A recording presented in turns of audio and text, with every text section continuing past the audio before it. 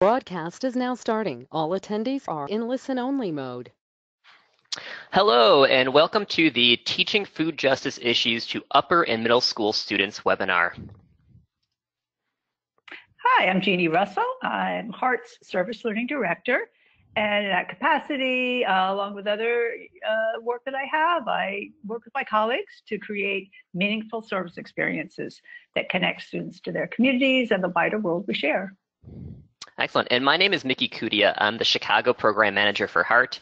I teach in-school and after-school programs throughout Chicago, and then also help develop educational resources for Heart. Okay, so what is food justice? Every day, through the foods we buy, prepare, and eat, we're connected directly to countless other people, other animals, and to many of the living habitats that make up our world. Our modern food production methods and the global food systems that they operate within have dramatically changed those connections in the past decades, with profound consequences for human communities, animal communities, and whole ecosystems. This webinar will focus on food justice, the very unequal distribution of these consequences of our modern industrial food systems that privilege some communities and individuals while exploiting and harming others. There's literally no place on our planet and no plant or animal species or human community that's not affected by these complex networks that constitute modern industrial food production, distribution, and consumption. And because of the global impacts of modern agriculture with respect to climate change, all of us on this earth will be negatively impacted eventually. There are, however, stark differences in the ways that current impacts of industrial and animal agriculture and global food distribution systems affect those with the power and resources to control and benefit from these systems, and those whose resources are exploited to enable them. Teaching about these complex systems from a justice perspective is critically important for two main reasons. One, the focus on exploitation that it requires allows us to get at the heart of the connections between all the social, environmental, and animal welfare problems that we want our students to understand. Two, by clarifying these connections, which highlight the often hidden structures of power that maintain exploitative systems, we help students move from awareness to the kind of meaningful and coordinated action in their communities that can achieve a just and sustainable world for all. So let's first define exploitation before we look at some of the forms it takes within modern agricultural practices. Exploitation of persons, animals, or resources is distinguished from use when there's no reciprocity of interest between the user and the used. All or most of the benefit goes to only one side of the exchange. In an exploitative relationship, the consequences for those not on the benefit side of the exchange often include degradation, reduction of diversity and overall health of a habitat, suffering, and/or loss of freedom to act in one's own interests. So now that Jeannie has given an introduction to food justice, I'm going to share some resources for introducing and explaining this concept to young people. Throughout this webinar, Jeannie and I will be going back and forth. She'll explain a concept related to food justice, and then I'll share some resources for teaching it. If you have any questions during the webinar, please type them into the questions section on the control panel. At the end of the webinar, we'll be answering them. One resource for introducing the topic of food justice is a lesson titled Food Fighters, Real Stories of Food Justice Advocates that is found in Heart's Justice for All Secondary Resource Guide, which can be downloaded for free on Heart's website. Heart has two Justice for All resource guides. One is for elementary school, and the other guide is for secondary school, which is grades 6th through 8th. For links to all these resources discussed during today's webinar, please download the handout, which is found on the control panel in the handout section. So this is a two-part lesson, and during the first part of the lesson, students begin by learning vocabulary related to food justice using a worksheet. After that, students break into groups to work on short research projects using a handout included in the lesson plan. Each group will be assigned a topic related to food justice, such as unequal access to food, factory farming, or the treatment of farm workers. The first part of the lesson concludes with small groups sharing what they learned about specific topics, and then the rest of the class must use this information to complete a worksheet, similar to a jigsaw activity. The second part of the lesson involves students learning about 3 advocates who are working to address food justice through readings that are provided in the lesson plan. The first reading is about Lord Ornelas, who is the founder and executive director of the Food Empowerment Project. Students read about Ornelas' work to raise awareness about how our food choices affect people and animals. The second reading is about Bryant Terry, who is a chef, educator, author, and founder of Be Healthy, which is an educational program in New York that empowers young people to cook healthy and sustainable meals. The third reading is about Ron Finley, who is known as the Gangster Gardener because he grew community gardens in the parkway of his property in Los Angeles, which was a violation of city law, and he received a citation for his arrest.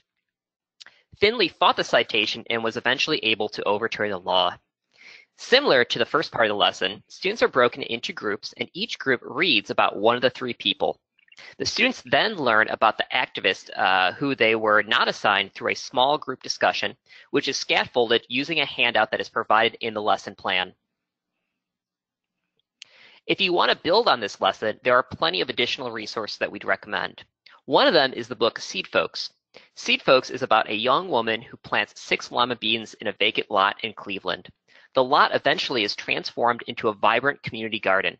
The book features diverse characters and shows how gardens can be used as a way of building community. The second book is Carrot Monster's Other Cookbook.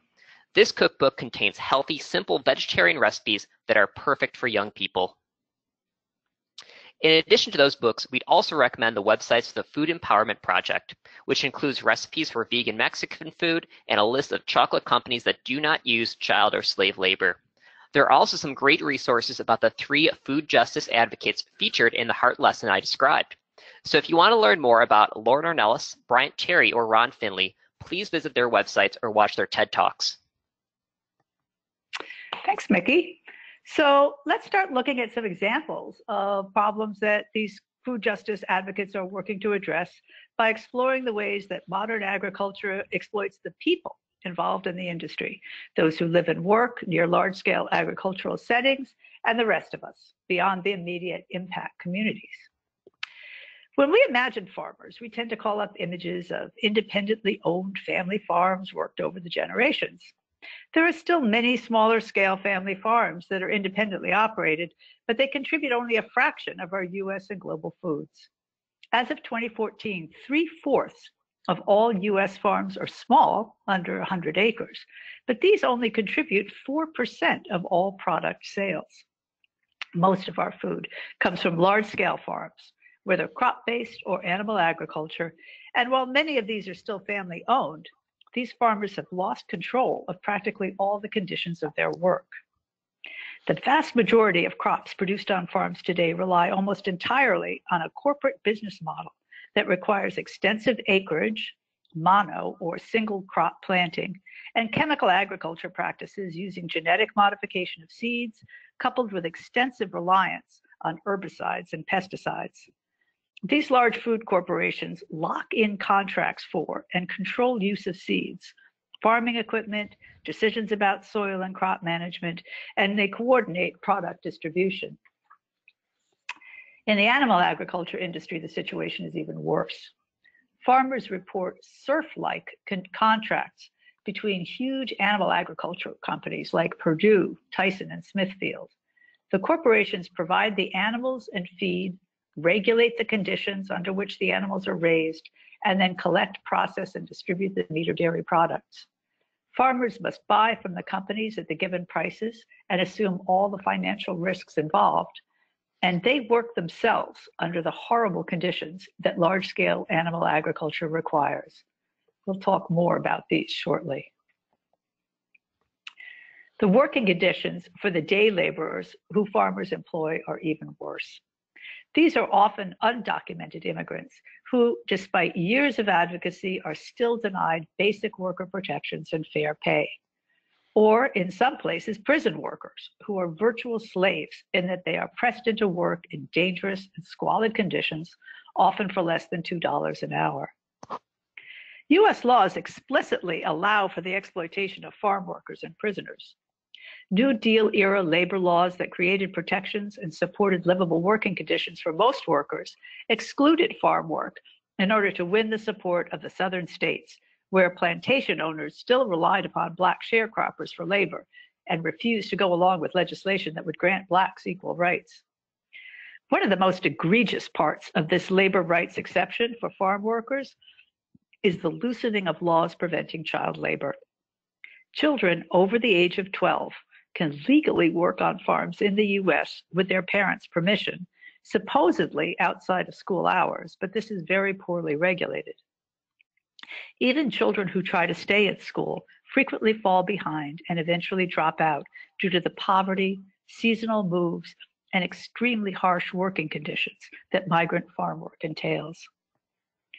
Following the Civil War, the 13th Amendment, which abolished involuntary servitude or slavery, made an exception for its use in punishment for a crime, creating a prison labor system that has grown exponentially as our prisons filled due to targeted drug laws and over-policing in Black and brown communities with mostly poor, non-white, and non-violent offenders.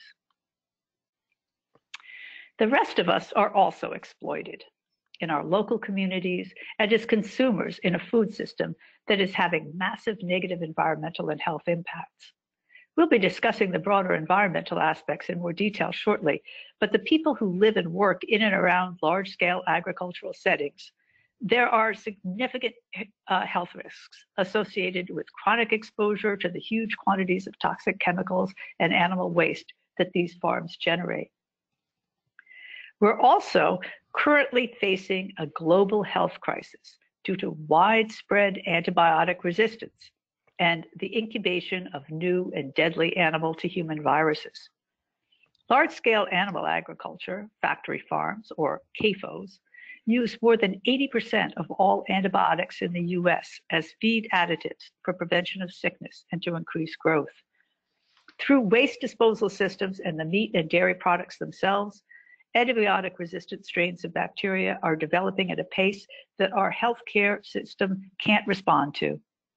Infections that were previously easily controlled are now difficult to impossible to manage, leading to loss of life, increased healthcare costs, and potentially epidemic outbreaks. Similarly, the huge number of animals kept in factory farm conditions has been a major factor in the incubation of new viral illnesses, like the swine and bird flu outbreaks of the past few years. These are mutated animal viruses that have become infectious to humans through large numbers of human-animal contacts in unsanitary conditions.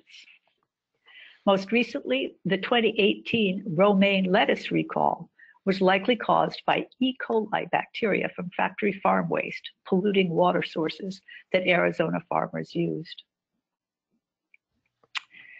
Helping students think critically about these problems and take actions that further meaningful solutions for reducing the exploitation of people impacted by industrial farming can start with contrasting the way these systems now operate with a food production model based on the principles of food sovereignty. Around the world and here in the US, farmers, farm workers, and local communities are responding to the abuses of corporate-run farming by championing farm practices that put ownership and control of the land and of the farming methods used into the hands of those who do the work and who live in the communities where farms are located. These changes, in addition to inclusion of farm and prison workers in meaningful labor protections, can go a long way towards addressing the exploitation of people by corporate farming. So as Jeannie explained, the people who work on farms are often exploited by our food systems. Hart's lesson titled Children Just Like You focuses on the topic of child migrant farm workers. This lesson is part of Hart's Justice for All resource guide for elementary school children, and Hart also has an interactive digital version of this lesson that uses a platform called Nearpod. Both the digital and non-digital versions of the lesson can be found for free on Hart's website, teachhart.org. The lesson begins with students looking at examples of safe jobs that young people might hold, such as being a cashier or a babysitter. Then the teacher reads a guided visualization about the life of a child farm worker. The purpose of the visualization is to help students understand the perspective of the children who do this work and to better understand how difficult this work truly is. The students then complete a graphic organizer about the guided visualization, which is provided in the lesson plan. Next, students learn about the Fair Labor Standards Act, which is a law that was intended to outlaw child labor. However, it had one exception, and that was for children who work on farms. This exception exists because when the law was made in 1938, farmers relied on their children to help them do work on their farms, and they were afraid that the law might interfere with their children doing these jobs. However, as Jeannie explained, farming is a lot different now than it was in the 1930s. Now the farmers aren't just having their own children work on the farms, but other people's families are doing a lot of the strenuous work of picking and harvesting crops. Also, the addition of chemical pesticides and fertilizers has made this type of work a lot more dangerous than it was when the law was created. The next part of the lesson involves students reading about what activists are doing to help farm workers. The students read about 3 activists, Mitchell, Zeke, and Lenora. Mitchell is a volunteer with the Coalition of Immokalee Workers and is working to get fast food companies to join the Fair Food Program. The Fair Food Program is an agreement by these companies that ensures fair wages for farm workers and safe working conditions. Zeke is helping with this issue by buying his food at farmers markets, where he can talk with the farmers and make sure that they are growing and harvesting their food in a way that aligns with his ethics. And Lenora is writing letters to her representative in the government, asking them to change the laws so that workers and their families are paid fairly and work in safe conditions. As a final step, the lesson plan provides resources for having students write a narrative from the perspective of a child farm worker using the graphic organizer as a template. When I teach the lesson, I do things a little differently, and instead of having students write a narrative, I have them write a persuasive letter to a politician. This is an example of one of those letters. I scaffold the activity by breaking the letter into 3 paragraphs. In the first paragraph, the student introduces themselves and tells the politician what they want them to do to help the children working on farms. In the second paragraph, I have the students provide reasons why the politician should agree with them that is supported with evidence from the lesson. And in the third paragraph, I have them thank the politician and restate what they want them to do. I've done this activity with hundreds of students across Chicago, and I've found that when students learn that their letters are actually going to be sent to someone in the government, the quality of their writing improves, and when the politicians write them back, it can be an especially memorable lesson. In addition to Hart's lesson, there are also some excellent books for teaching young people about this issue. The first is Side by Side by Monica Brown, which is a bilingual book that portrays the lives of Dolores Huerta and Cesar Chavez as they team up to improve conditions for farm workers. The second book is Circuit, Stories from the Lives of Migrant Children, of a Migrant Child, by Francisco Jimenez. This is an autobiographical book based on Jimenez's experience moving from one location to another picking crops. There are also some great resources that can be found online for teaching about this issue. The first is the movie The Harvest. The entire movie can be purchased online, but there are free clips and trailers from the movie that can be found on YouTube, which are perfect for the classroom. Next is the Coalition of Immokalee Workers website. The CIW is a human rights organization that was founded through the farm workers community. One of the CIW's campaigns is the Fair Food Program, which is an agreement signed by fast food and retail stores to buy produce from farms that ensure a humane wage and working conditions for farm workers. The CIW has already convinced Subway, McDonald's, and Taco Bell to join the partnership. Food justice can also be connected to teaching about media literacy. As Jeannie explained, many of the inequalities in our food systems stem from the lack of food sovereignty, which in part is due to the fact that our food comes from a small number of mega corporations. According to a 2016 Business Insider article, 10 food companies control almost every large food and beverage company in the world. And these corporations spend huge amounts of money to sell these foods to us through advertisements. The Hart lesson titled Why We Eat What We Eat, which is part of Hart's Justice for All guide for secondary students, has students reflect on the influence that advertisement has on their food choices. In addition to advertising, the lesson also has students consider other factors that might influence their food choices, such as a person's access to healthy foods or people's personal priorities and preferences. This lesson begins with students discussing possible influences on their food choices, and then students read the article, Food Choice Influencers. This article teaches students about several internal influencers. Internal influencers are influences that come from within ourselves, such as personal preferences, priorities, and how we're feeling. And several external influencers. External influencers are influences that come from outside ourselves, such as our friends and family, culture, which foods we have access to, and advertising. This lesson also includes a graphic organizer and handout for students to reflect on these ideas and how they might influence their own food choices. After students learn and reflect on these influences, the students do an activity using the food influencer cards. Students choose 3 of these cards and then decide on a possible meal they might choose based on these cards. There are 20 different influencer cards in the lesson. Some of the things written on the influencer cards include, you feel hungry, you have a preference for spicy food, you care a lot about the environment and prioritize foods that do less harm to the environment. And some of the external influencer cards are, there is a farmer's market in your neighborhood every Sunday. A fast food restaurant near your home has been advertising a new discount meal all week. And you went to an elementary school that taught you about the importance of eating healthy foods.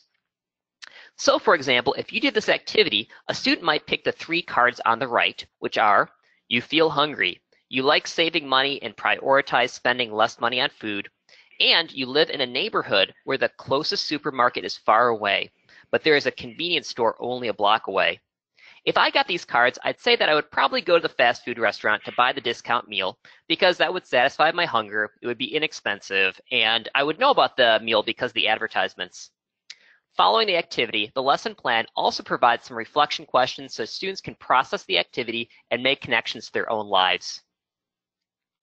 In addition to this lesson, we also have some books that we'd recommend. The first is Chew on This by Eric Schlosser and Charles Wilson, which is a young adult's version of the popular book Fast Food Nation, also by Eric Schlosser.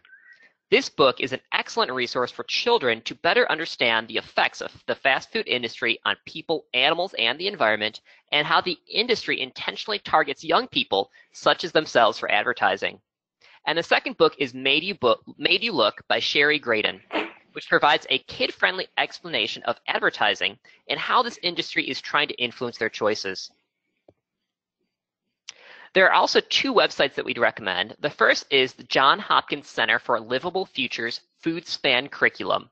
This free curriculum for high school students has excellent resources for teaching about food issues, including lessons about food's connection to community and health. The second resource is the Coalition for Healthy School Food, which introduces plant-based food and nutrition education to schools. Their website has a more extensive book list about nutrition and tools for teaching about nutrition in the classroom. Okay, great. Thanks so much, Mickey. So our interdependence with all life on Earth is never more obvious than with respect to our food systems. We're going to look now in more detail at the ways in which non-human animals, the non-human animals we share our world with, are exploited, used in ways that involve massive suffering and loss of viable habitat by the business of modern industrial agriculture. The clearest and most documented forms of animal exploitation, of course, are found in our modern animal agriculture practices. Over 95% of all farm animals in the US are born and raised in what are known informally as factory farms and officially as CAFOs, concentrated animal feeding operations. As the official name indicates, CAFOs really are not farms at all in any of our usual senses of the term. They are nothing more than industrialized settings designed to feed and process animals for the products that they can render with as little cost to the corporations as possible, so as to maximize their profits. To this end, the animals endure truly horrific conditions. Chickens raised for meat, broilers, are often confined in huge closed buildings with up to 20 or 30,000 other birds, giving them less than 1 square foot of space to move around in. In many CAFOs, they never see the light of day, and stand in their own excrement on cement floors for most of the duration of their short lives. Chickens raised as egg producers, hens, are usually confined in what are called battery cages, open mesh wire cages holding up to 20 hens. They have no room to move or spread their wings and no firm surface for their feet. The resulting stress pecking frequently leads farmers to practice a painful debeaking procedure where the birds' beaks are cut off to reduce damage. Pigs are often raised in closed spaces with up to 2,500 animals pressed in around them. They're not provided with straw for bedding or any of the other material conditions that would allow for natural behaviors. Pregnant sows are confined to gestation crates, so small they can't turn around, and these highly social animals lose their babies within 2 to 3 weeks. Waste from this huge amount of animals falls through slatted floors into a containment pool under the CAFO, where it is discharged into an open-air lagoon. When this is full, the waste is usually sprayed onto the surrounding area, polluting water and air and spreading disease through contact with insects and other animals. Beef cattle, raised for meat, spend most of their lives on giant feedlots of up to 100,000 cattle. Naturally ruminants who eat a variety of grasses, beef cattle are fed a mix of mostly corn-based mash to enhance growth rates and overall size.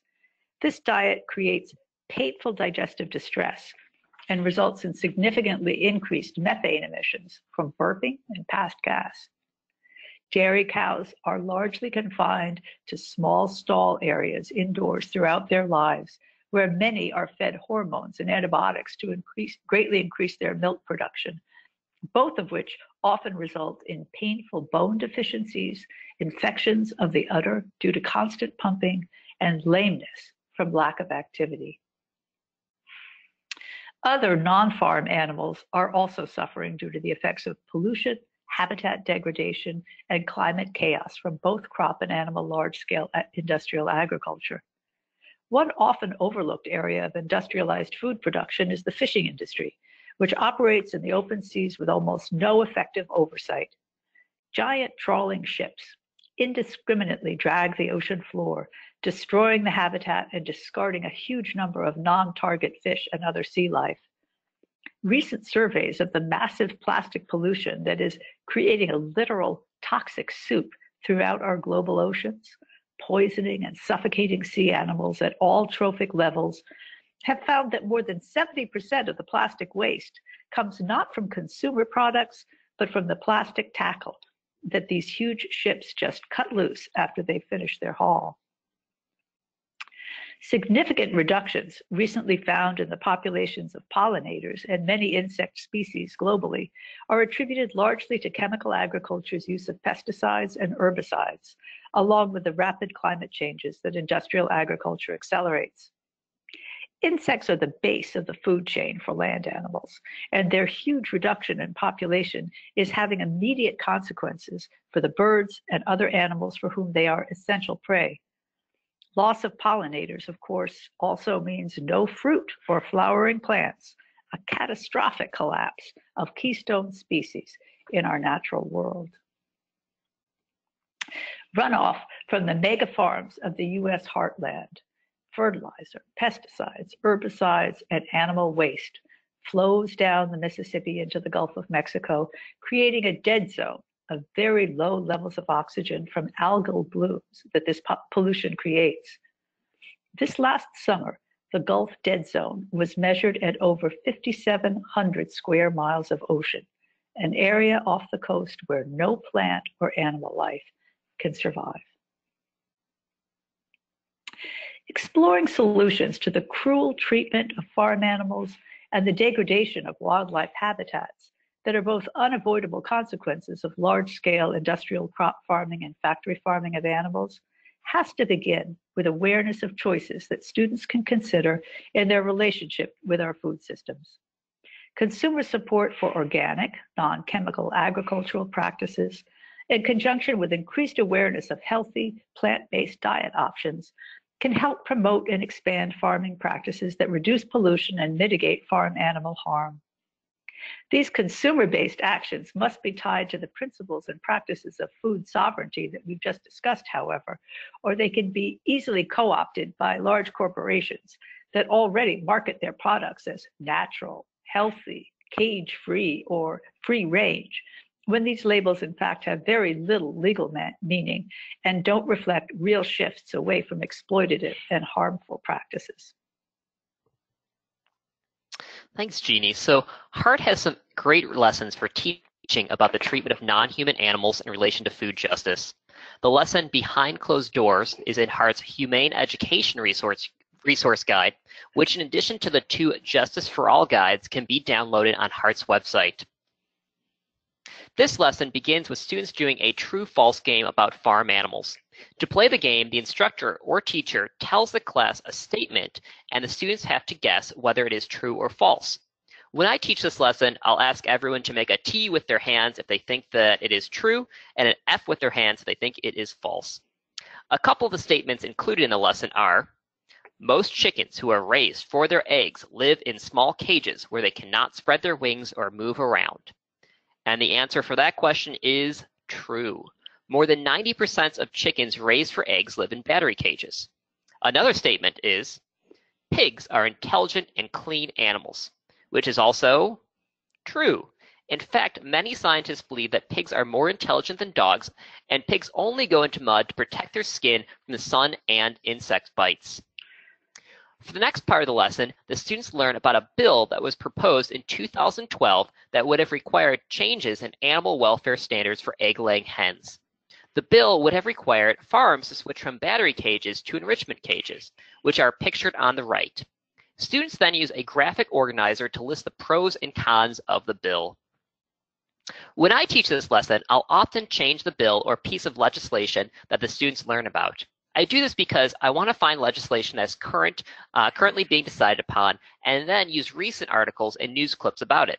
For example, over the summer, I had students learn about California's Proposition 12, which was a proposition on California's November ballot that would change the minimum requirements for confining cows, pigs, and chickens, and require all pork, eggs, and veal sold in California to adhere to these standards.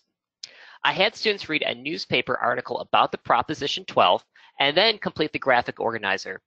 So this is the graphic organizer that was done by a student named Noah. For the pros, Noah wrote that animals will have more room to run, play, and sleep, and people are against this abusive treatment because they will have less farm animals. I think what he means by that is that they will have less animals inside the cages. For the cons section, Noah wrote that people are against the proposition because it will waste money to build the cages, and people don't want it because it will cost money. Which is also true because the article we read, many farmers did not want to have to purchase the new cages or crates, and said the cost would be passed on to the consumers. After the students made the graphic organizers, I had them write persuasive letters to the people of California about this proposition. In addition to our Behind Closed Doors lessons, there are also some great resources that we'd recommend. Here are some books for middle school students. The first is Minnie's Dream by Claire Druce. This book is about a girl named Paula whose family moves to the country cottage next to a factory farm and meets a hen named Minnie, who can communicate with her. Paula learns about the lives of hens in battery cages and makes a plan to rescue Minnie. The second book is Saving Emily by Nicholas Reed, which is about 2 interweaving stories. One of the stories is from the perspective of Emily, who is a cow living on a farm. And the other perspective is from Chris, who is a 12-year-old boy that moves from the city to the country to live with his mom and her new husband. Chris befriends a young woman named Gina, and they scheme to rescue Emily. The last book is Sanctuary, Portraits of Rescued Farm Animals by Sharon Lee Hart. This book is a collection of black and white photos of rescued farm animals accompanied by handwritten letters from sanctuary workers. In addition to these books, we'd also recommend these videos. The first is a video called The Matrix, which can be found on YouTube. This video is a parody of the movie The Matrix, and even though this resource is a bit dated, children still seem to enjoy this humorous video. In the video, a cow named Muphius explains how animals are raised on modern factory farms. The second video is Life Behind Bars. This video was created by Farm Sanctuary and narrated by Mary Tyler Moore. It explains 3 forms of extreme confinement used on factory farms, which are battery cages for egg-laying hens, veal crates, and gestation crates for pigs. It can be found on Farm Sanctuary's YouTube channel. We'd recommend Farm Sanctuary's website as well. This organization has an excellent humane education program for schools on the East and West Coast. Their website also has some inspiring videos and articles that tell the stories of rescued farmed animals. Okay, thanks, Mickey. Life on this planet exists within flexible but relatively narrow boundaries. We call them habitats. Habitats are the specialized, adapted living homes that the plants and animals of a region create together over time. Some forms of life can move between habitats more successfully than others, but all of them need a degree of stability within their habitat and access to basic energy sources to survive. Humans are one of those life forms that have found ways to adapt to living in most regions of the world, but in doing so, they've disrupted the stability of global habitats, largely through their exploitation of two key energy sources, fossil fuels and an industrialized agricultural system that depends upon the machines and chemical processes that run on those fuels. Industrial agriculture and the large-scale factory farm and single crop model that it enables has been exported around the world by international chemical agriculture corporations like Monsanto, BASF, Bayer Crop Science, Dow AgroSciences, DuPont Crop Protection, and Syngenta. These 6 corporations alone own patents on most of the seeds that large-scale farms use through their biotech manipulation of seed genetics, much of which is designed to allow the target crop to withstand the pesticide herbicide sprays that these companies also manufacture. Only about 1% of all farms globally are larger than 1,200 square acres, but these few large-scale farms and the agribusiness corporations that supply them control over 65% of the world's arable agricultural land. The spread of these large-scale commercial farming practices has massively increased the amount of land used for farming over the past decades. Farming now accounts for up to 80% of global deforestation, most especially in the critical rainforest habitats of Central and South America and those of Southeast Asia.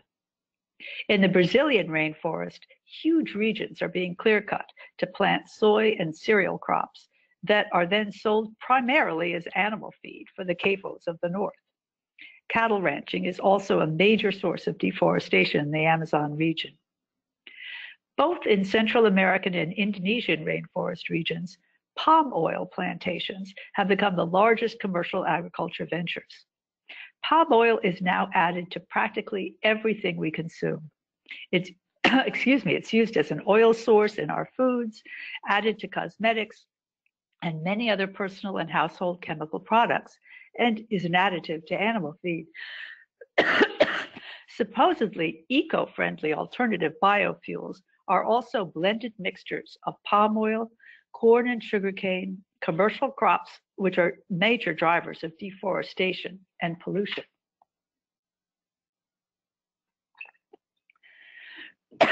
We've already noted the frightening global reduction of insect and especially pollinator populations and its connection to pesticide and herbicide use. These are only some of the many thousands of plant and animal species already gone or at risk of extinction due to habitat loss, disruption of biodiversity through introduction of invasive species, and climate change. Oh, excuse me so much. Of these 3 drivers of what is being called the 6th mass extinction, industrial agriculture is a major factor in both habitat loss and rapid climate change.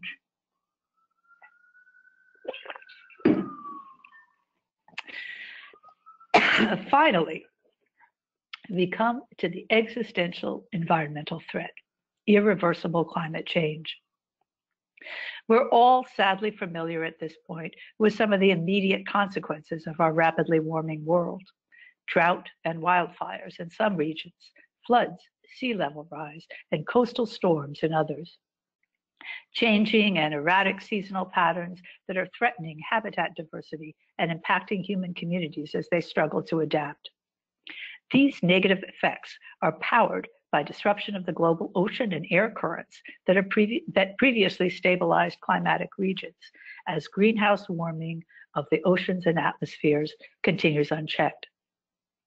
Climate scientists and climate justice advocates agree on the huge contribution of industrial agriculture in general and animal agriculture in particular to rapid climate change.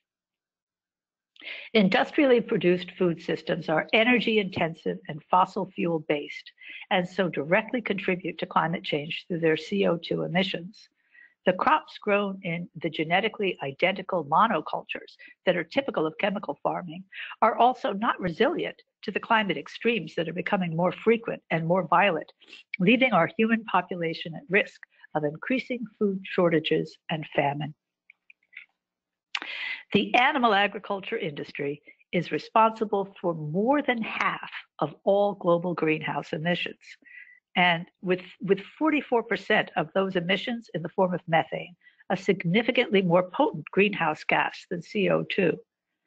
Methane dissipates more quickly than CO2 in the atmosphere, but it poses a different and significant threat as a dangerous accelerant of climate change by contributing to warming tipping points beyond which global climate systems will move unstoppably into long-term chaotic patterns.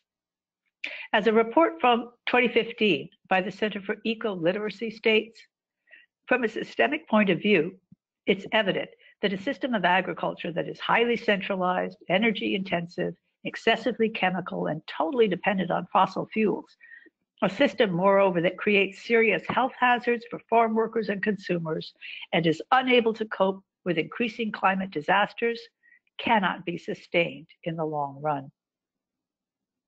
When it comes to the food justice perspective on industrial agriculture, all life on Earth is, in a sense, included in the sacrifice zone. Only those very few humans who are profiting enormously from these corporate farming systems and from the economic models they are embedded in will have the resources moving forward to in any way protect themselves from the consequences of climate chaos.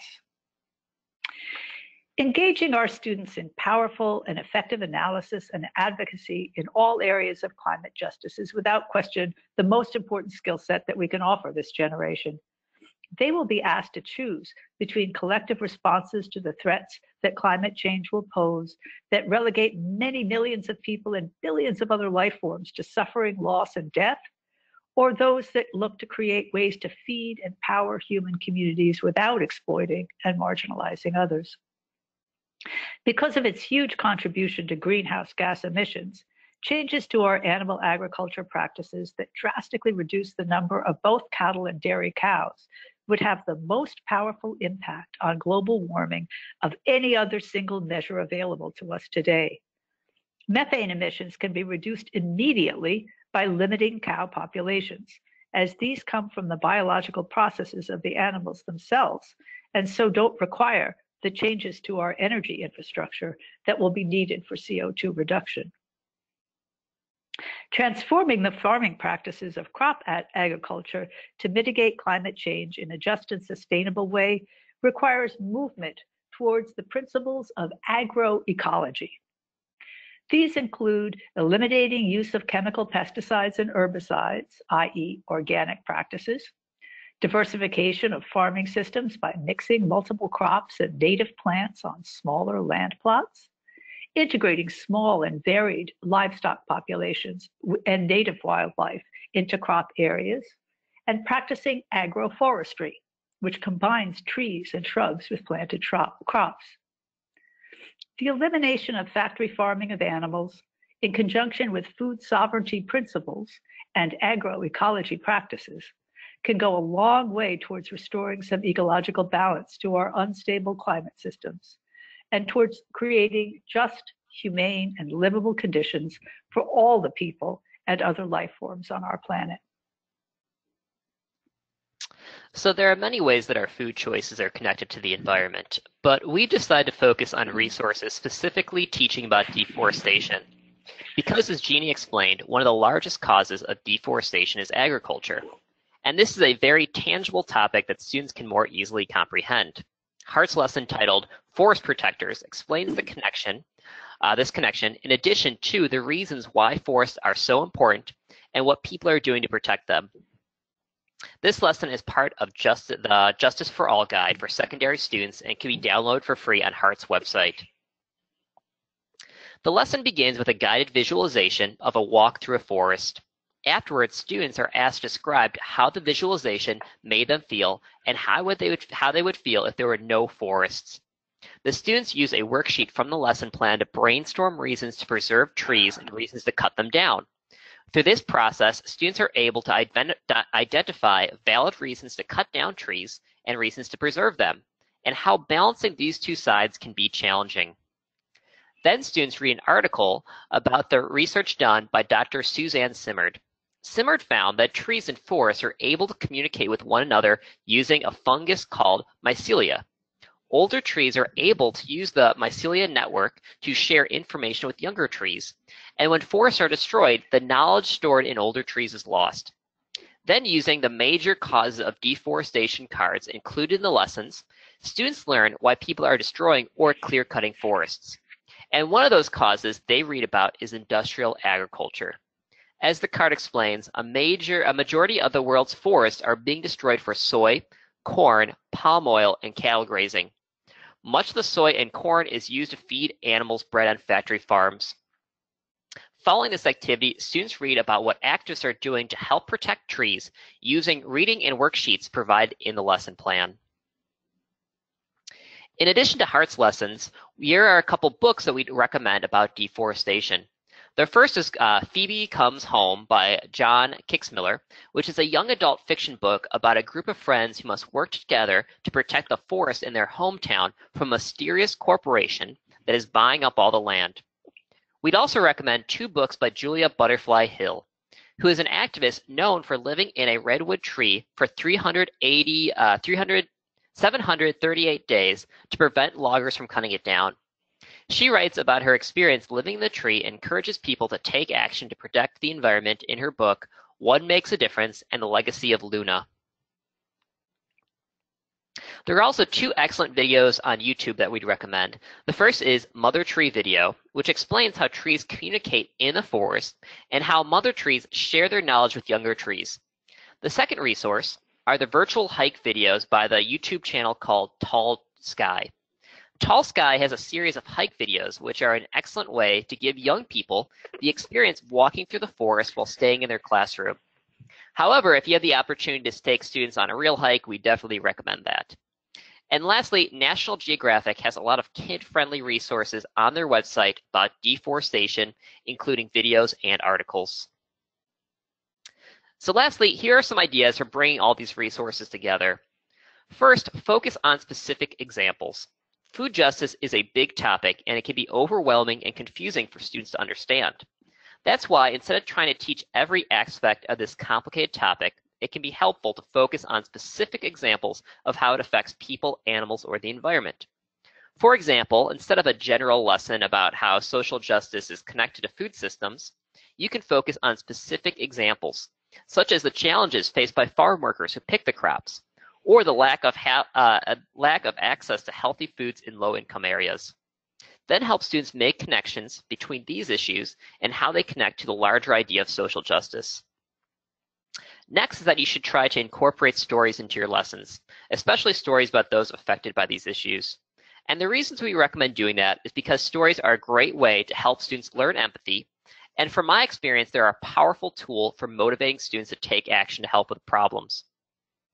And finally, inspire hope and action. Teaching students about the problems related to food justice isn't enough.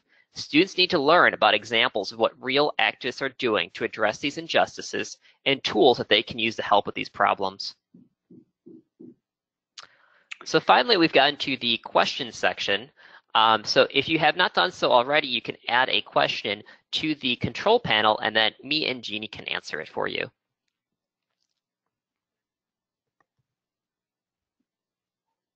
Okay, at this point, I'm not seeing any questions in our box. I want to make sure that if anyone has anything they wanted to add or anything they'd like to ask, an opportunity to do so.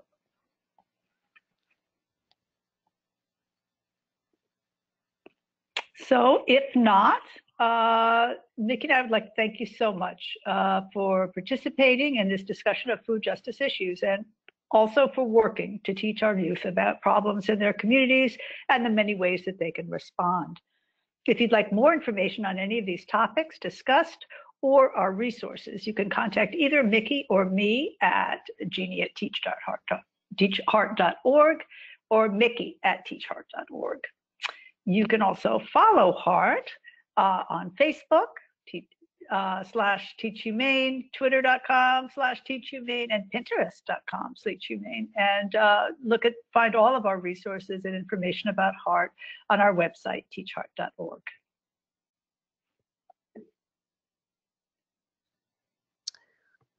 Excellent. Thank you so much. And you'll also be receiving a survey after the webinar, which we strongly encourage you to fill out. Thank you again.